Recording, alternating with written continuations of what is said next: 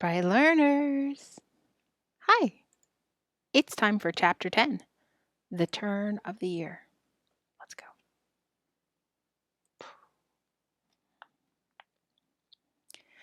The days were growing longer, but the cold was more intense. Father said, when the days begin to lengthen, the cold begins to strengthen.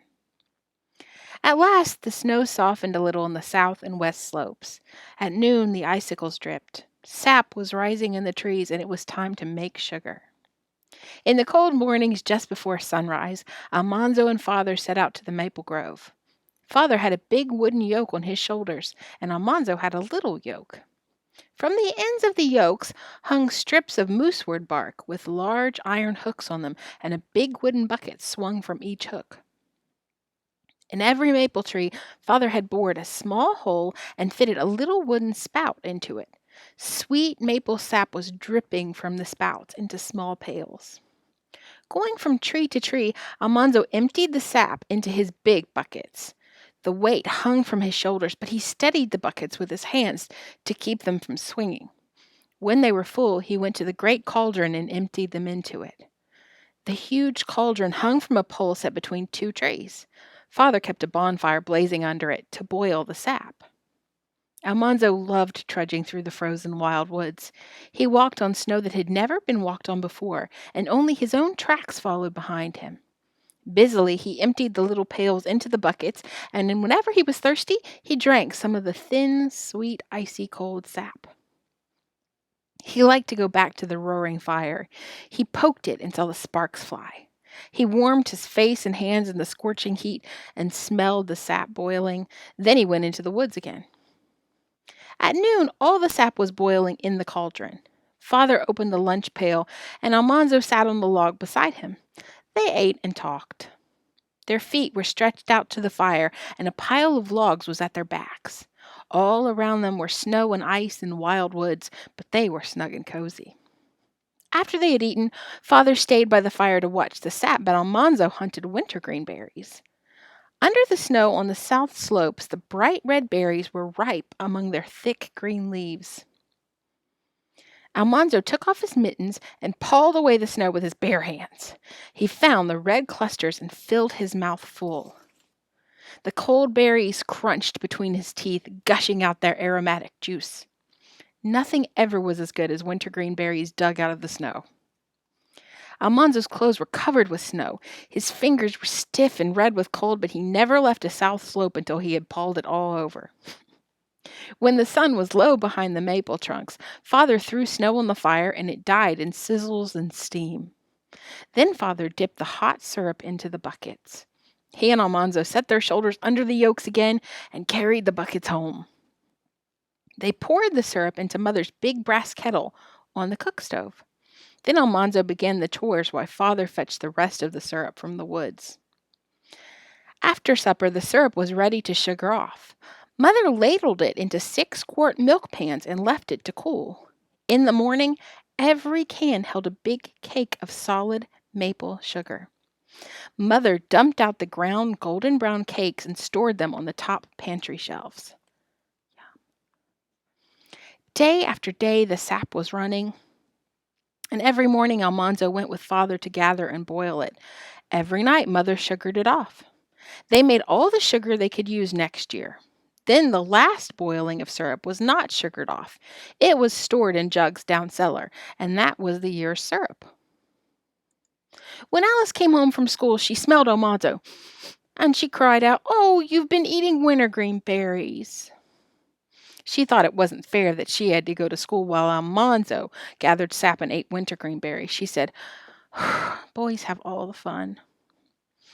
She made Almanzo promise that he wouldn't touch the south slope along Trout River beyond the sheep pasture. So on Saturdays, they went together to paw over those slopes.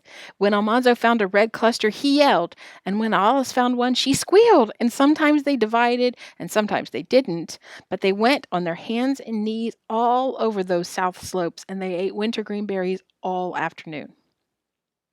Almanzo brought home a pailful of the thick green leaves, and Alice crammed them into a big bottle. Mother filled the bottle with whiskey and set it away. That was her wintergreen flavoring for cakes and cookies. Every day the snow was melting a little. The cedars and spruces shook it off, and it fell in blobs from the bare branches of oaks and maples and beeches. All along the walls of barns and house the snow was pitted with water falling from the icicles, and finally the icicles fell, crashing.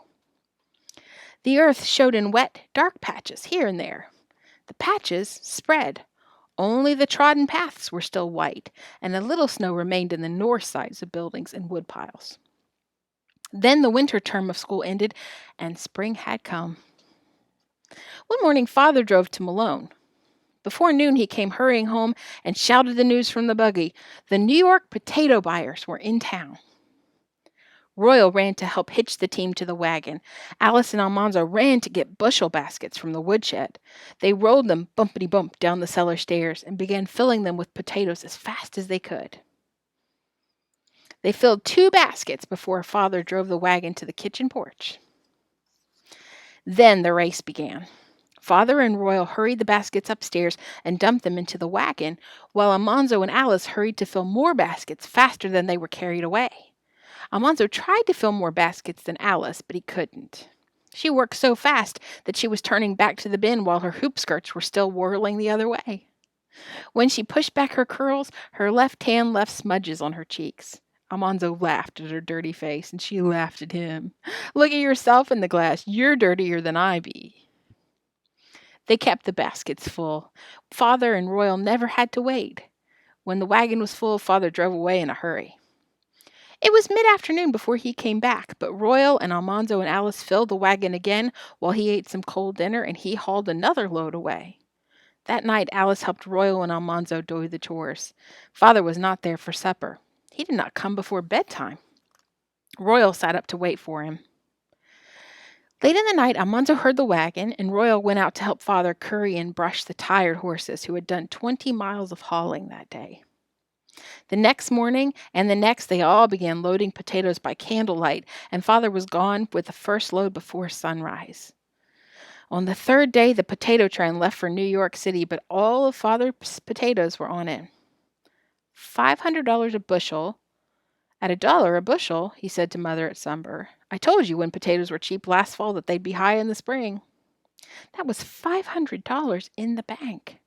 They were all proud of Father, who raised such good potatoes and knew so well when to store them and when to sell them. "That's pretty good," Mother said, beaming. They all felt happy, but later Mother said, "Well, now that's off our hands. We'll start house cleaning tomorrow, bright and early." Almanzo hated house cleaning. He had to pull up carpet tacks all around the edges of miles of carpet. Then the carpets were hung on clotheslines outdoors, and he had to beat them with a long stick. When he was little, he had to run under the carpets, playing they were tents. But now he was 9 years old, he had to beat those carpets without stopping, till no more dust would come out of them. Everything in the house was moved. Everything was scrubbed and scoured and polished. All the curtains were down, all the feather beds were outdoors airing, all the blankets and quilts were washed. From dawn to dark, Almanzo was running, pumping water, fetching wood, spreading clean straw on the scrubbed floor, and then helping to stretch the carpets over it, and then tacking all those edges down again. Whew. Days and days he spent in the cellar. He helped Royal empty the vegetable bins. They sorted out every spoiled apple, carrot, and turnip, and put back the good ones into a new bins that Mother had scrubbed. They took down the other bins and stored them in the woodshed. They carried out crocks and jars and jugs till the cellar was almost empty. Then Mother scrubbed the walls and floor. Royal poured water into pails of lime, and Almanzo stirred the lime till it stopped boiling and was whitewash. Then they whitewashed the whole cellar. That was fun. "Mercy on us," Mother said when they came upstairs. "Did you get as much whitewash on the cellar as you got on yourselves?" The whole cellar was fresh and clean and snow white when it dried. Mother moved the milk pails down to the scrubbed shelves. The butter tubs were scoured white with sand and dried in the sun, and Almanzo set them in a row on the clean cellar floor to be filled with the summer's butter. Outdoors, the lilacs and the snowball bushes were in bloom. Violets and buttercups were blossoming in the green pastures. Birds were building their nests, and it was time to work in the fields. That's the end of chapter 10. Do you do spring cleaning at your house? I should do some spring cleaning at my house. But you know what? I like to read books more.